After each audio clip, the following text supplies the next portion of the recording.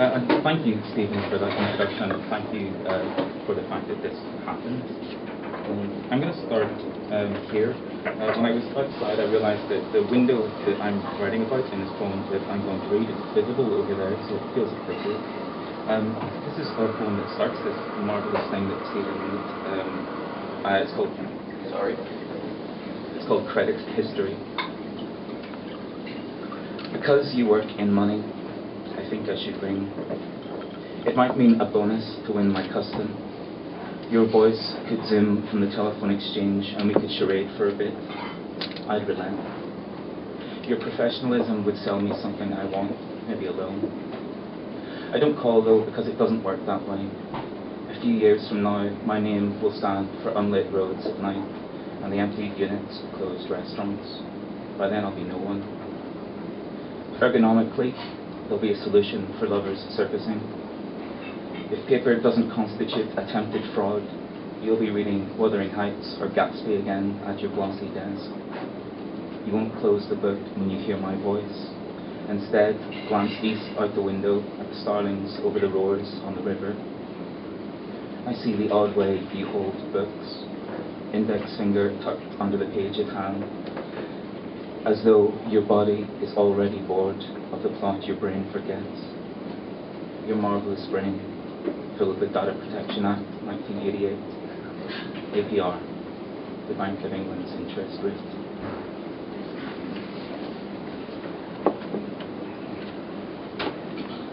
I didn't want to read entirely from the pamphlet, but I discovered that I put all the things that I liked in it and had very little left, so this is something that I liked. This is a poem, I suppose, about finding language in lots of things. It's called Sign Language. Peering over the ledge into the cavity of the orchestra pit, I'm struck for the first time by your hands.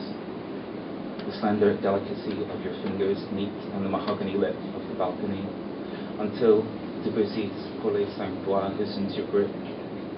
As you watch the pianist cross her hands, you seem to wring minims and quavers from your fingertips.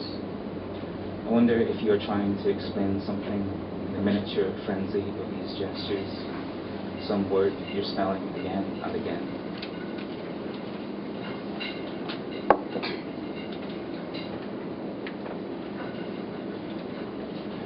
See, I did have a plan, but it's changed. I'll read this one. I'll read a romantic poem, I suppose. It's based on Romeo and Juliet, the film, and what happens when boys are left alone in classrooms. It's called An English Teacher Leaves the Room. Curtains drawn, laughter from the dark classroom. The children are howling in the flames of the candelabra and the camellias, have forgotten Paris. The children are watching the woman load the gun, sword, find the temple, pull the trigger. Some girls are soft, damp bruises under the eyes, and one boy rewinds the tape, pulls the bullet back in the hot chamber, reloads, fires again and again and again and again. I see them through the door's glass embrasure, and you, Stephen, thinking about Paul Rudd's acting career, doing nothing. I'll snap the TV off, and what will it matter?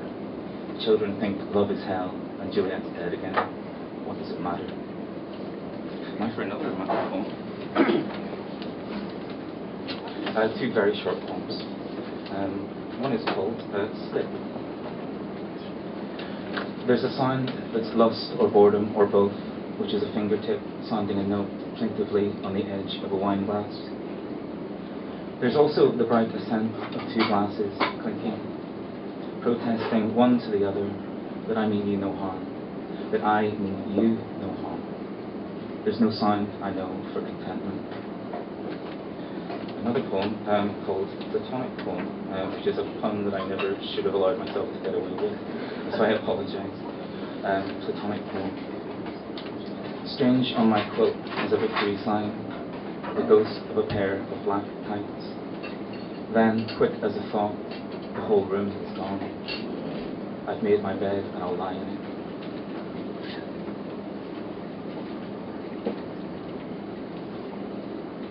One of the things that I am looking at or studying is, as Stephen mentioned, ekphrasis, which is typically how poets or writers in general have tried to interpret something that's visual in language, usually paintings, but that's been extended to photographs and things like that. I found a lovely painting by Sir Charles Bell, the surgeon, and he also happened to be a painter, and very strangely would paint, well, strangely I think, would paint his patients before he treated them. So often he would have them in unbelievable pain while he painted them. He painted a painting of a patient who was suffering from tetanus and was basically frozen, and it was of course the bell that the Bell's palsy is named after. So this sort of stillness, this frozenness, is something I thought was appropriate, and it's something that happens in this type of poetry. So I wrote this before. This is before Sir Charles Bell has treated Bell's palsy or discovered Bell's palsy. I was imagining what it would be like to see your doctor not treating it. It's called Bell's Concept of Beauty. And if, after 4 days by trundling carriage wheel, and nights endured with one eye open under the clinical gauze of the red-eyed moon, you won't come further through the final threshold. Stick to your side of the door. The only light in the room derives from one curtain pinned back like hair curves over your good ear, and the doctor dabs at his easel perpendicular to the great window. And between him and us there is a man bound by his own sinews as though stiff in irons, a nick in soldiery handled as cargo back from Ferrol or Coruña, and his red coat has been scissored up the back, and one arm of one sleeve is spread under the doctor's pallet. The man's strong calves are taut, and his feet twist as if clinging to a perch. I tell you this not to frighten you, but to urge you to look in. Your half-slacked lips and back, your half-slacked lips and frozen eye are nothing to his pelvis and backbone curling him into a crisping leaf. When he's finished conjuring life onto his canvas, Bell will ease the soldier's granite torso, will change the course of decay, will mend the supple stem and fix the leaf back onto the branch. If you aren't ready to come in, to step out of so much palsied bloom, let's stop here. We'll wait to see the doctor, out of history, out of the picture.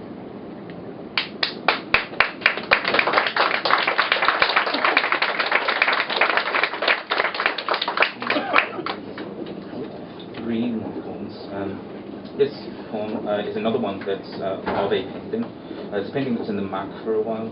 It's by the artist Peter Doig. I think that's how you pronounce his name. I've never heard anyone say it, so I don't know. I think that's how it's pronounced. It's an image of this very strange landscape. It seems to be snowing and burnt at once. It's of a young boy coming up to a fence. This is called Young Bean Farmer, which is the name of the painting.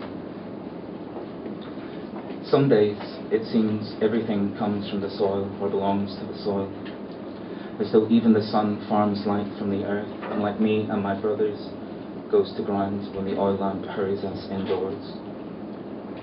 Other days, our farmhouse worries off its white coat, while the crop shivers through deepening snowdrifts, sometimes blizzards, always frost.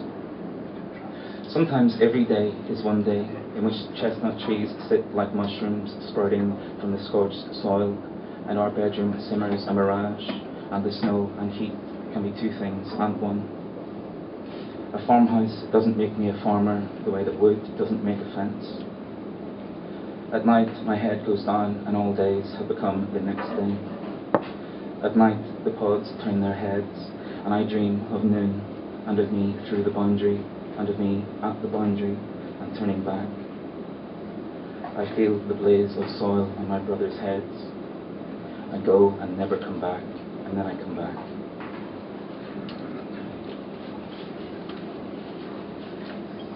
I'll do two more poems now. I think we don't need to count that down.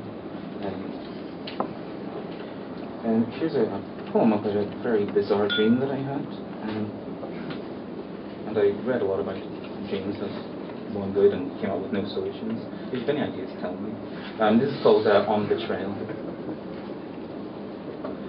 I'm thinking of when prophecies shone like promises about to be broken, when it might be treason not to bring to the Senate your unsolved dreams as little Isaacs to the mountain. Thinking men turning over in the light the counterfeit coins of sleeping. I would tell them that in my dream the neighbour's daughter said she hadn't seen it when she had, moving on the crest of the hill in its short patterns, making the village tremble behind each bolted, double-bolted door. At 4, 3, 200 yards, you could see it with the sheen of crude oil. Lustre that means to me a kind of reflection, but closer than that, it was unknowable, like fencing off a square foot of night. I'd tell them I think it was a panther, but I've never seen one look back down the trough of the hill, its stare on making my bed, weakening the walls, lengthening night. Morning brought the neighbour's daughter, and what she admitted in the kitchen spilled milk, and brought the panther down from its hilltop in careful, vicious footsteps. We shrank behind the countertops, but it came in, opening her side like a curtain, and I was up the stairs and out the window, and I say, it was my dream, and she is well, twice. And I ask what it means when even in my dream I am a coward. I'll read one more. I'll read one more poem, but let me also thank again Stephen and Jack mentioning it's wonderful to be reading poems with someone who taught me how to write poems, so it's wonderful. I'm going to read one more poem. This is called Sub Imago, which is the state of an insect before it becomes an adult. I've been well prepared for small endings. At 8 years old, my first poem killed a mayfly. My first poem rhymed nothing with nothing. From that flash, seek endings every few minutes. Stop at curbs on quiet roads. Stop at traffic lights, stopping nothing. Let's take the longest way to your house. Telling the long story short takes longer than the long story. Study each red man with hands at its sides at each crossing. I will your house I've never seen to pull further away. I will the frozen avenues longer. I will each small ending into one unendable. Imagine your doorstop at the end of the long story short. Imagine turning back on your doorstep, endless green lights, new flies tumbling from the knots of trees.